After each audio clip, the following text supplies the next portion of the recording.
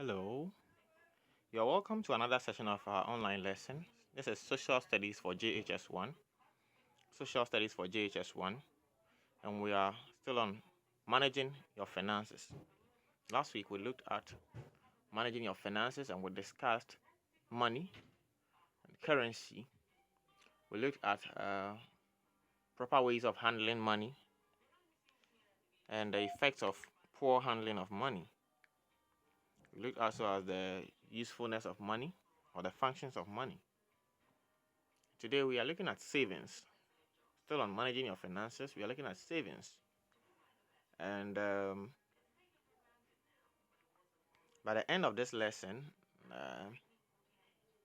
I'm expectant that the student will be able to define savings, explain the importance of savings, and then identify the avenues or methods of saving or avenues for savings.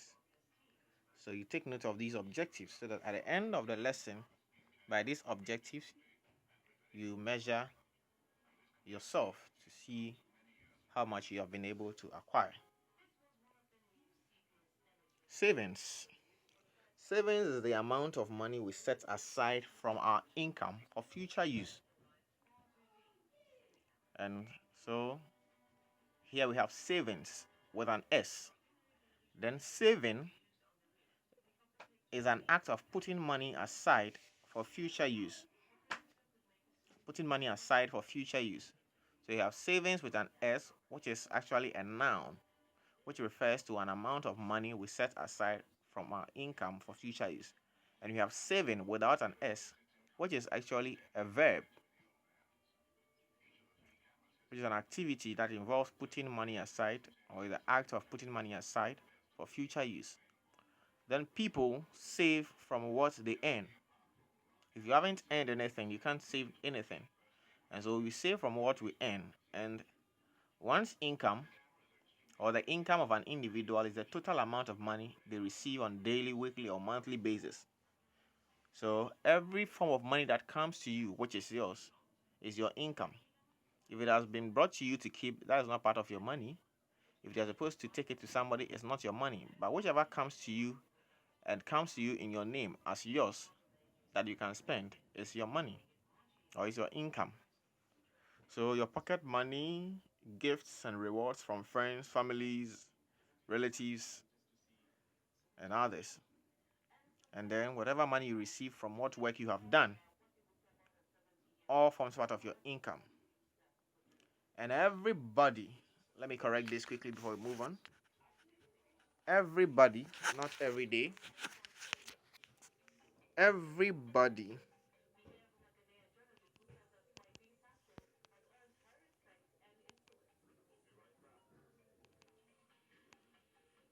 everybody should cultivate the habit of saving.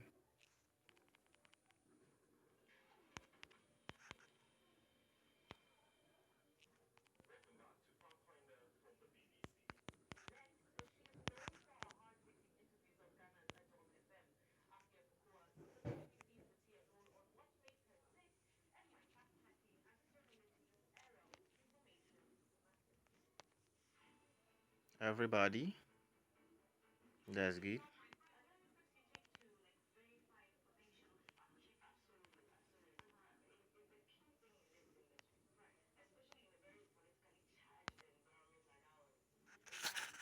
Everybody should cultivate the habit of saving. It's very important. Now, on importance, what are the importance of savings? Why should we save? Well, the following are some.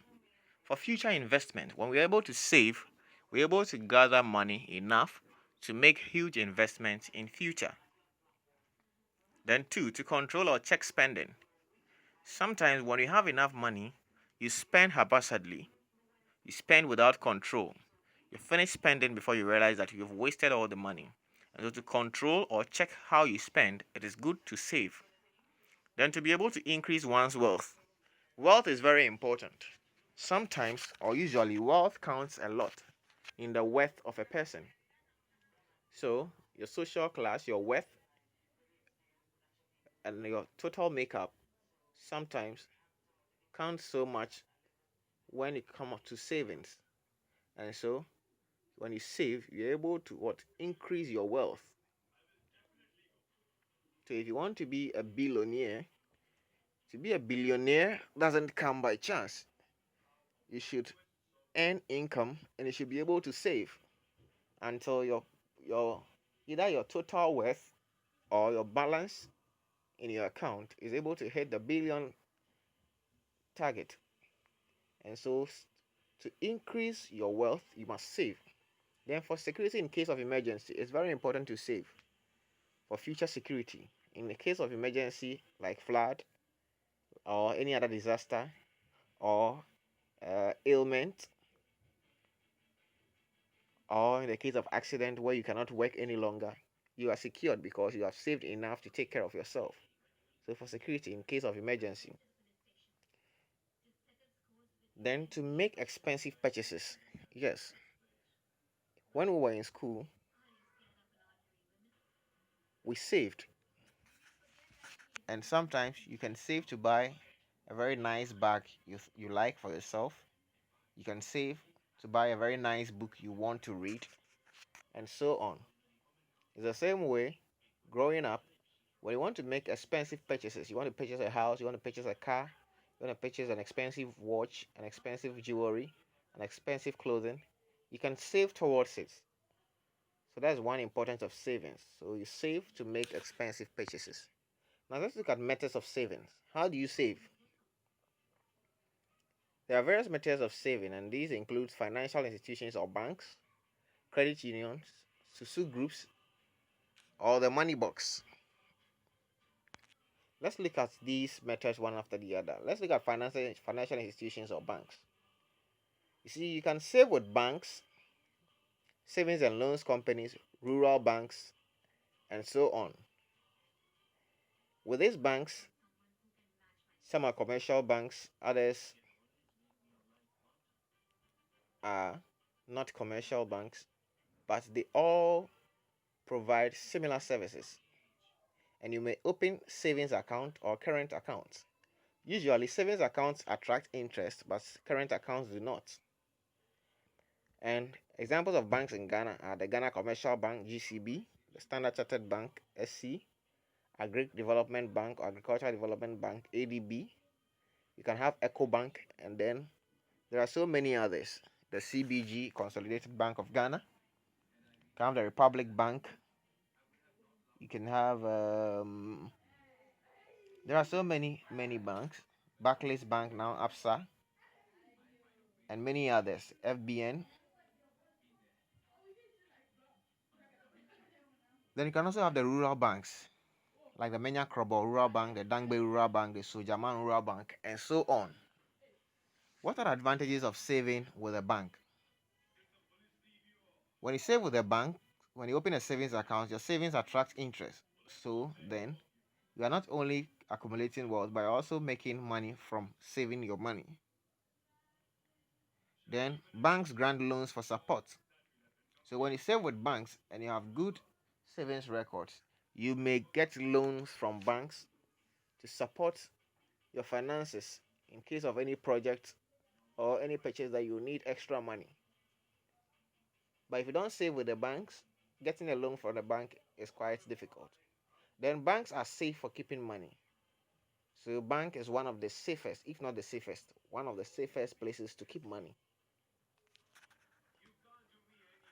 So that even in case of any disaster, your money is protected by the state. But there are some disadvantages of saving with the bank. The long queues at banks. One disadvantage of saving with the bank is the long queues. Sometimes going to withdraw your own savings become a problem because you must join very long queues that sometimes is very uncomfortable and annoying. Though there are ATMs, like automated teller machines, usually in our country, Ghana for example, ATM machines are either not working sometimes or has technical challenges that make their network slow and others. And so most people rely on the traditional method of banking, that is going to the banking hall.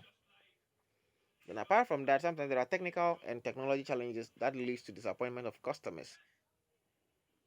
Sometimes some technical and technology challenges may lead to disappointment, and so either you don't get your money when you need it, or you don't get all of it when you need all. I remember I had to make a transaction, a wire transfer from my account into another person's account in Ukraine, and it was supposed to take just 4 days.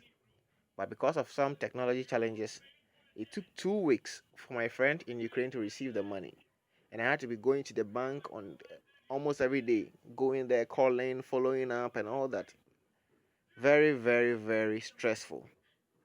And so these are some disadvantages. But apart from that, too, I think it is even an advantage that if you save with the bank, then you can transfer money from one point to another wherever in the world. Only the bank gives you that access.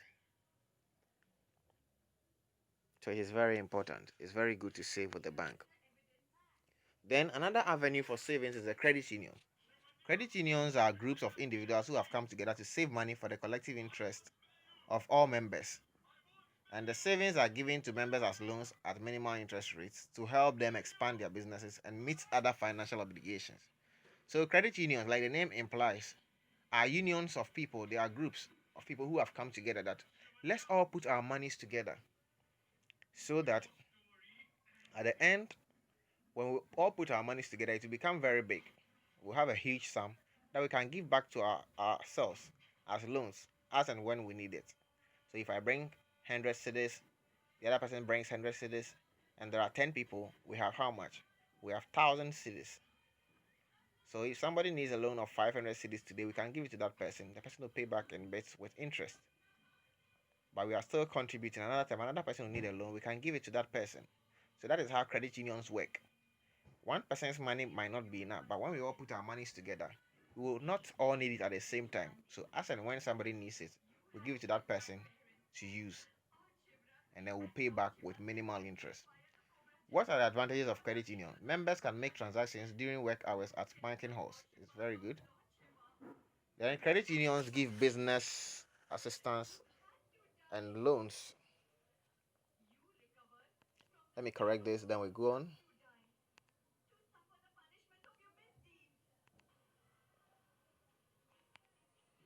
So we're looking at advantages of credit unions. And this word is supposed to be credit unions.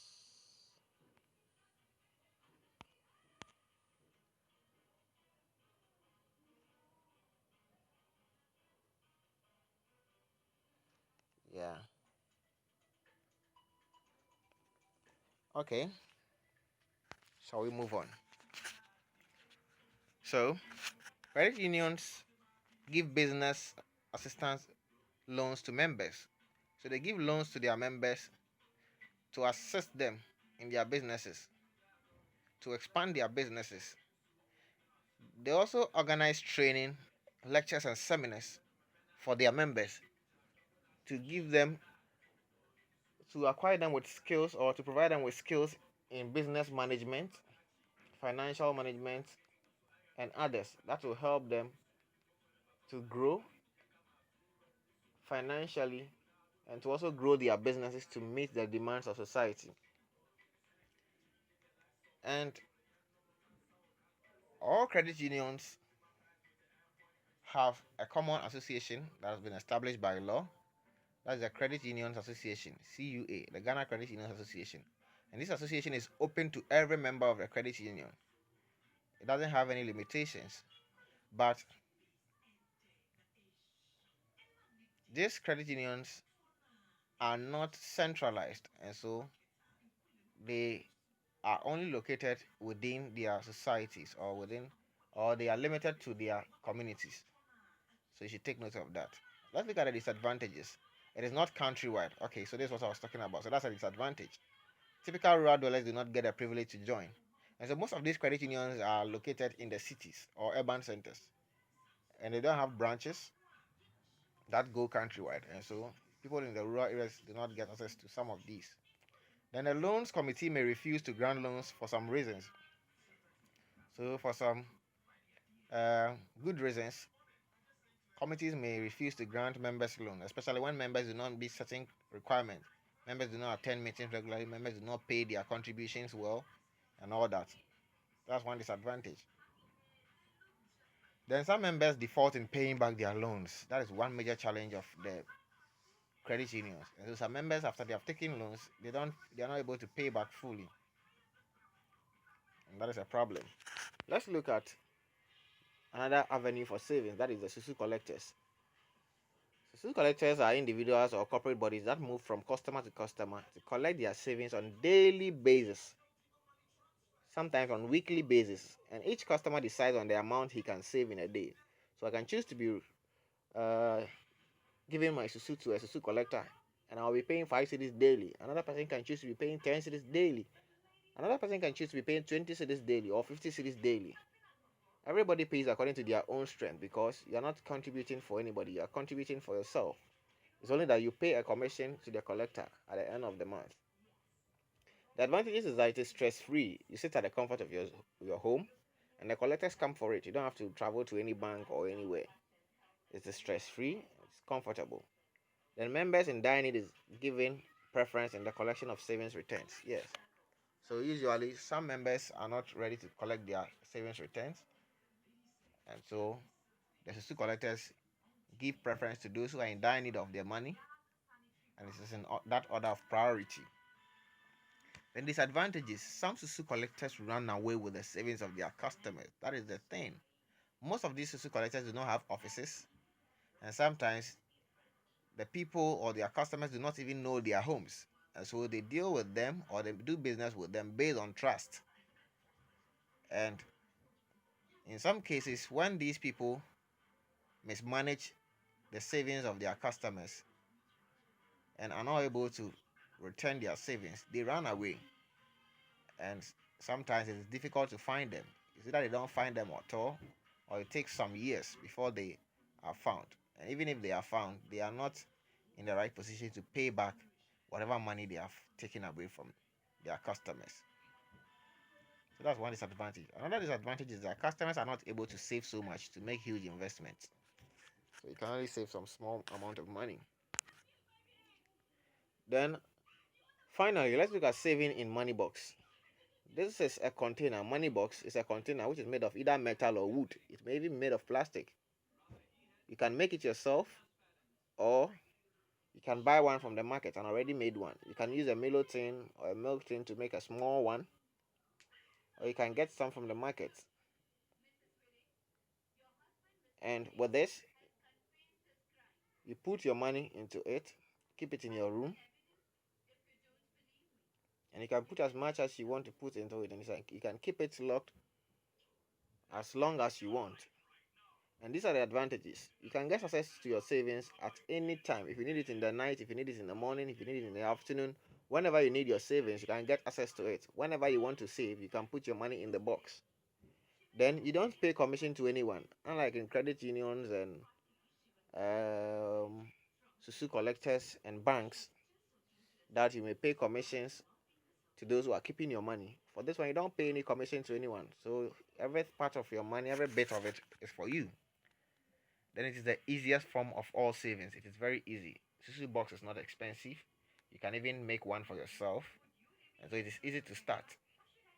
And you can save as low as 10 pesos and as high as 200 Ghana cedis note. Whichever amount you want to put into your box depends on you and your income. But the disadvantages are that the temptation to open the box and spend your savings is very high, and so you're not able to save so much. You save a little and then you are in dire need of money, you just go and open the box. Unlike in the banks and others where you can't take your money that easily. Then sometimes if you live in the same house with some family members that are not faithful, they may take advantage and steal your savings. Then it is also not sustainable for long-term savings. You can't be saving in a Susu box for like 2, 3, 4 years. No, it's only for short term, maybe 6 months, 1 year, 1.5 years. Yeah. Then in the event of accidents like fire, so when there's fire outbreak in your home, or there is flood, or there is robbery, in the event of some of these incidents, you may lose all your savings. So it is not as safe as the others, especially not as safe as the bank or the credit unions. So that's also a disadvantage of saving with the Susu box. All right, today you have learned a lot, I know. And to assess your level of understanding on the discussed topic, answer the following question. Define savings. That's number one. Number two, list 4 banks in Ghana. Then three, state 2 advantages of saving in the Susu box or in the money box. I wish you good luck. Stay safe and keep learning. Bye bye.